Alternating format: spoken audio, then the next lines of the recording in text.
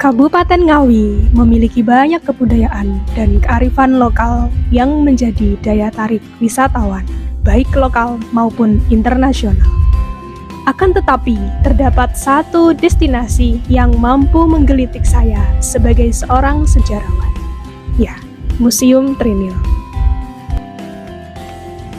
Sebagai sejarawan muda, saya ingin mengetahui sejauh mana ketertarikan pelajar di Ngawi dengan Museum Trinil.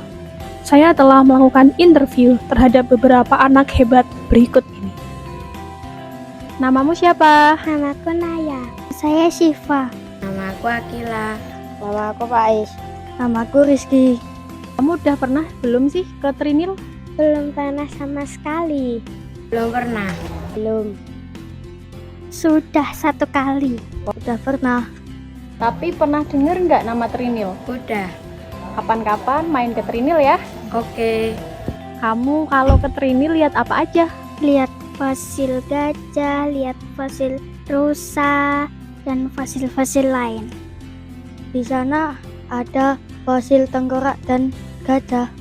Berdasarkan proses interview, terdapat 3 dari 5 anak yang belum mengetahui apa itu Museum Trinil.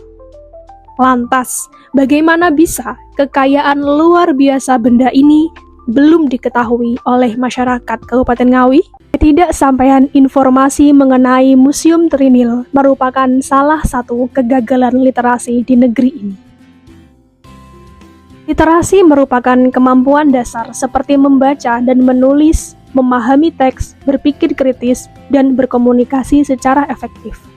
Kemampuan berkomunikasi secara efektif melalui teknologi digital juga disebut dengan keterampilan digital. Nah, untuk mengetahui kekayaan luar biasa tersebut, saya akan mengajak sobat sejarah untuk mengunjungi Museum Trinil secara daring.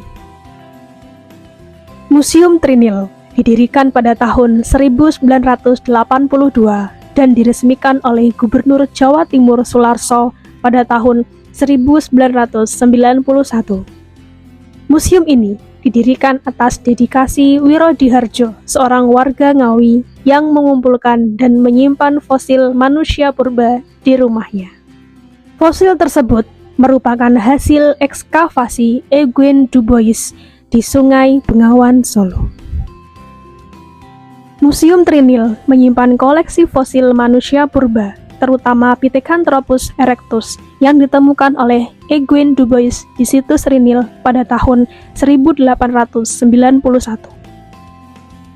Selain fosil manusia purba, terdapat fosil hewan purba seperti Stegodon atau gajah purba dan fosil hewan lainnya seperti Cervidae, Bovidae, dan juga cangkang kerang raksasa dan berbagai fosil tumbuhan.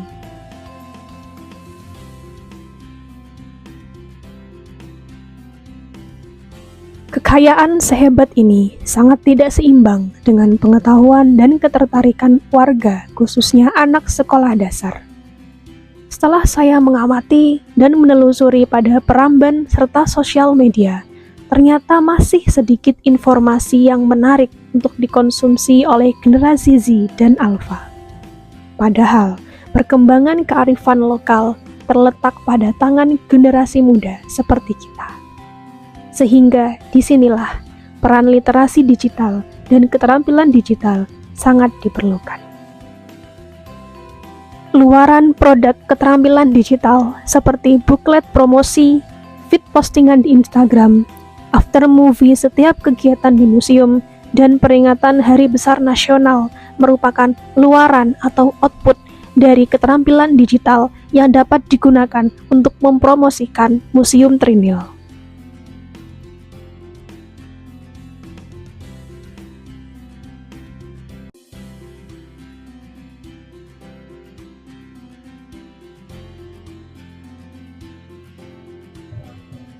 Proses promosi artefak yang terdapat di Museum Trinil merupakan bagian dari digitalisasi produk kebudayaan lokal daerah.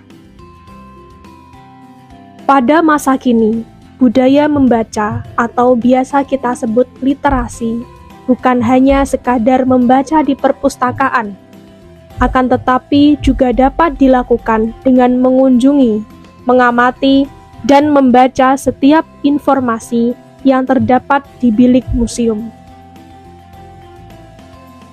Karena sejatinya ilmu pengetahuan dapat digali dari berbagai tempat, termasuk Museum Trinil, sebagai aset mahal yang dimiliki oleh Kabupaten Ngawi. Video ini juga termasuk dalam literasi digital berbasis keterampilan digital, karena mengemas informasi kearifan lokal ke dalam bentuk digital yang mudah diakses oleh seluruh lapisan masyarakat masa kini. Marilah kita bersinergi bersama untuk menggalakkan lidi tilik Museum Trinil kepada generasi masa depan demi lestarinya kearifan lokal budaya Ngawi.